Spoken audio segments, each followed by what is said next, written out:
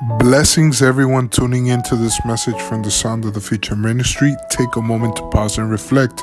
In the book of Psalms, chapter 30, verse 5, the word says, "For his anger lasts only a moment, but his favor lasts a lifetime.